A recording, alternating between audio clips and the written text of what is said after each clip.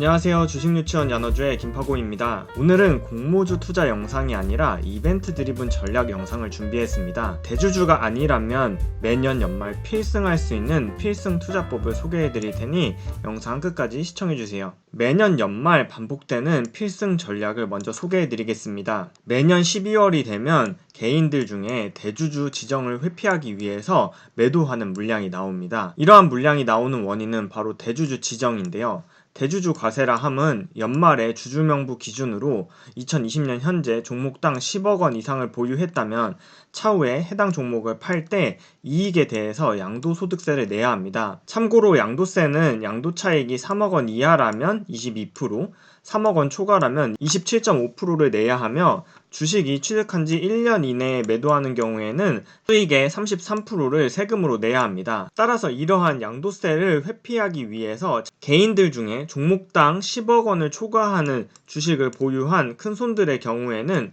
매년 연말이 다가올수록 이 10억 원을 초과하지 않기 위해서 자신이 가진 종목을 매도하게 됩니다. 자본시장연구원의 황세훈 연구원 보고서에 따르면 2010년부터 2019년 10년 동안 개인 투자자, 기관 투자자, 외국인 투자자의 월별 누적 순매수를 살펴보면 코스닥 시장에서 개인들은 매월 순매수를 보이다가 유독 12월에만 순매도를 보였고 유가증권 시장에서도 마찬가지로 큰 순매도를 보였습니다. 즉 이러한 현상은 2010년부터 10년 동안 매년 반복되는 현상이란 뜻입니다. 그럼 우리는 이렇게 매년 반복되는 현상에서 무엇을 이용할 수 있을지 고민해 보았습니다. 여기에서 나오는 필승 전략이 연말 배당락 전일에 개인들의 매매 비중이 높은 종목을 매수하는 방법입니다. 여기서 주린이 분들을 위해 배당락 전일이 언제인지를 설명드리면 올해를 기준으로 할 경우에는 배당락 전일인 12월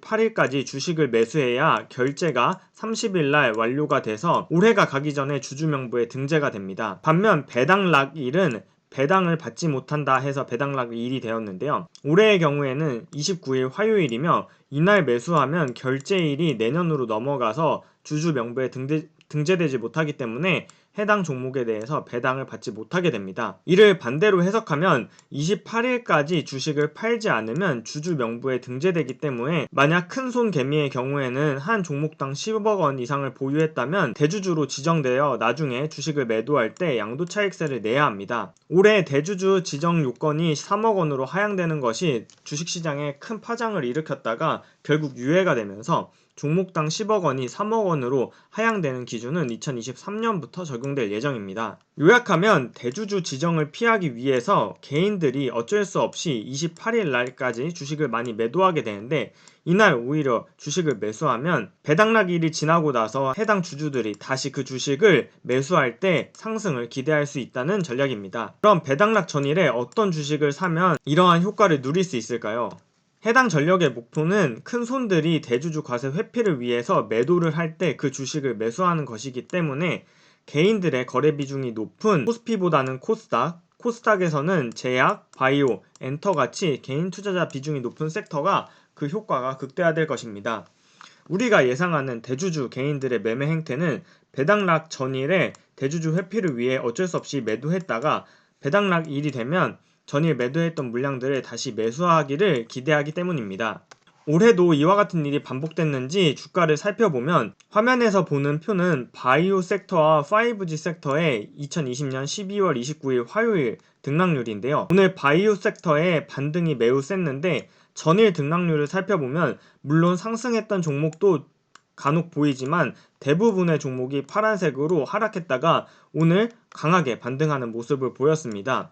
5G 섹터 역시 전일자 28일에는 하락하는 모습을 보이는 종목이 많았지만 오늘은 강하게 반등하는 모습을 보였습니다. 이렇게 개인들의 매매가 많은 제약바이오 섹터나 5G 섹터 같은 경우에 대체적으로 많이 올랐다 하더라도 특정 개별 종목의 경우에는 29일 배당락일에도 하락하는 모습들이 발생했기 때문에 이러한 리스크를 줄이고 싶다면 코스닥 ETF를 활용하면 됩니다. 코스닥 시장 자체에 투자하는 ETF는 가장 대표적으로 삼성자산운용에서 운영하는 코덱스 코스닥 150과 이를 다시 2배로 추정하는 코덱스 코스닥 150 레버리지가 있는데요.